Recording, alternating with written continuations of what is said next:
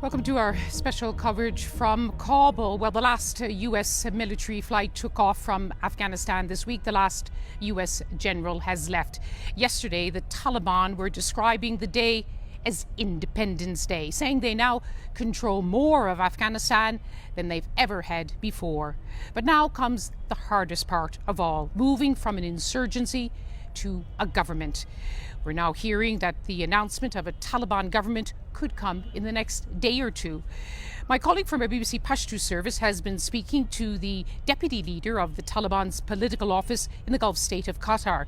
She asked Sher Abbas Staniksai whether the new government would be inclusive and would include women. All ethnic groups which are living in Afghanistan, they are Afghans, they have the right to be in the government. But the future government, the next government will be announced. All these Afghans who has, they will be selected as per the merit, and all those Afghans who have the ability and capacity and capability of this to work according to their professional also, they will be in the government. Those people which you named them, maybe they may not be there in the future government, especially on the top posts. What about women and the top post position? Are you considering it? Women also, I cannot say that they will be on the top. If they are not on the top, maybe they will be in the government, in the lower these things, because in every department of the government ministries, you can say almost half of the workers are women. So okay, they can come back to their work and they can continue. But maybe in this new government which has been announced, in the top post, I mean to say in the cabinet, they may not be women. Sher Abbas Staniksai speaking to the BBC's Pashto service. Well, in that same interview, he said that Kabul International Airport would open as soon as 2 days. Well, and he also emphasised that all Afghans with the right documents, visas and passports to leave would be given the clearance. Well, we were at Kabul International Airport yesterday, the first day in which the Taliban control all of the airport, the military and the civilian side. And it's clear there's still quite a bit of work to do to repair the runways, get the air traffic control tower working. And when we were there, the Taliban were spending much of their time looking at the equipment that the departing US military had left behind. American uniforms, American guns. But these are Taliban Special Forces. Badri Unit 313. They're in charge at Kabul Airport. Our message to the Americans is they should not have any plans to attack Muslims again. Our message to all Afghans is we're going to protect them. Surreal to enter what was a US hub. Whiteboards from a moment in time, just days before Kabul fell, when US soldiers plotted an orderly pullout. This is what they left behind. Hangars full of helicopters, even Black Hawks. All disabled, destroyed, so the Taliban can't use them. The best of American military hardware, the best of its generals, were part of its longest war. And now it has ended in the worst of ways, and it will live long in memory, here in Afghanistan, in America, and far beyond. An airfield flooded with fighters. Their first urgent task, repairing the runways so commercial airlines can fly again. As you can see, these infidels destroyed the entire airport. They haven't left any machinery in good repair. We had a team ready to fix this mess ever since we came to Kabul. Now that the Americans have left, we are ready to clean it up. All flights have stopped, but Afghans still keep trying to get in, to find a way out of this country. Taliban guards turn them away. When we drive through the streets of Kabul, the city seems much the same, until we get to the banks. To the queues stretching all the way down the street. Most banks are shut, most don't have any money. Some people have stood here for days, wondering if they can withstand this for long.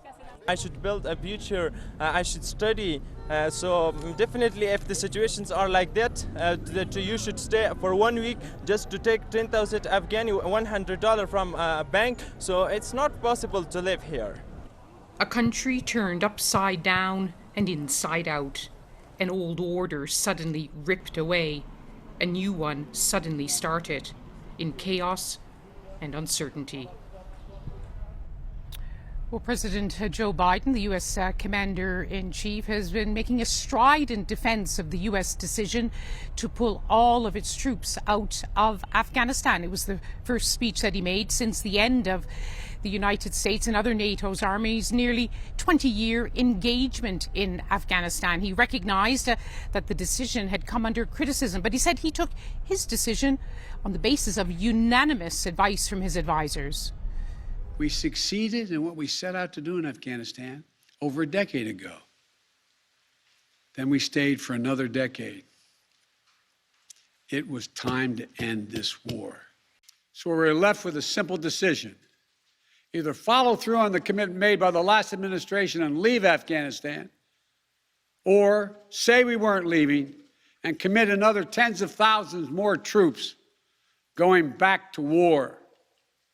That was the choice, the real choice, between leaving or escalating. I was not going to extend this forever war, and I was not extending a forever exit. Well, let's look ahead now to what can be expected from the Taliban leadership. They're under pressure from many, from Afghans, from their neighbours, from countries far away, to form what's being described as an inclusive government. We're joined by Fazl Minallah Kazizai, who is a prominent Afghan journalist, also the author of the book Night Letters. Fazl Minallah, you have looked in detail at the Taliban, their structure, their beliefs. Can they really form an inclusive government now that they're in charge? I'm sure that it's a big challenge, and they will not be able to run an inclusive government as it means for the world and for the neighboring countries.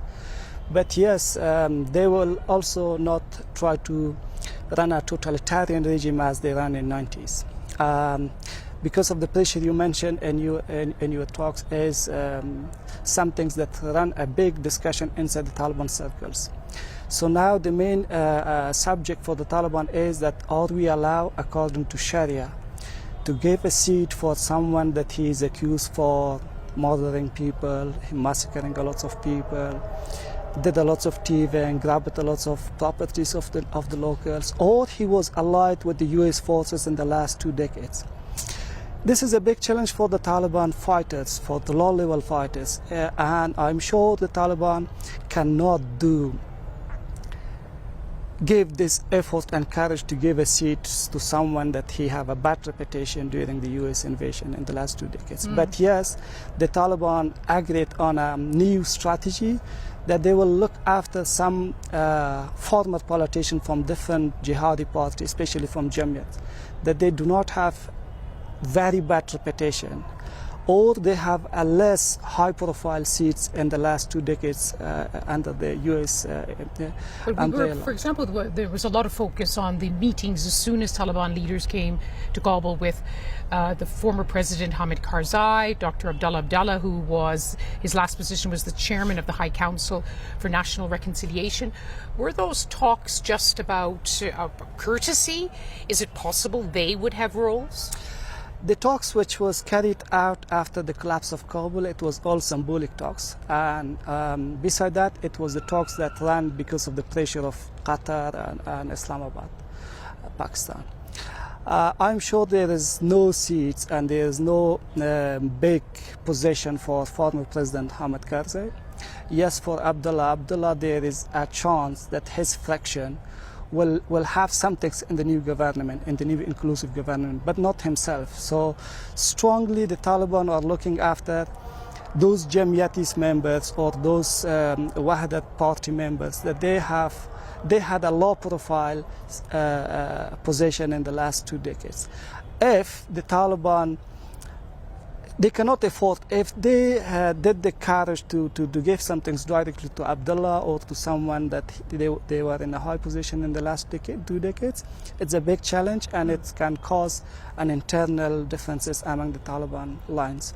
And of course, this issue of Sharia will be applied when it comes to women. They're under pressure to include women, but we're seeing so far they're going to be very strict on segregating women, not giving them top roles.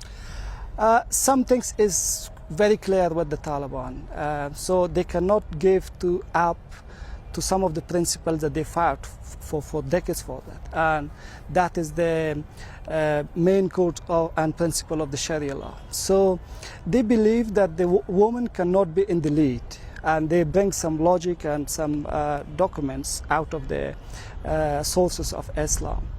And I'm sure if the woman had a role, will have a role in the future in the inclusive government, yes, but it will be very low and it will not be in the lead.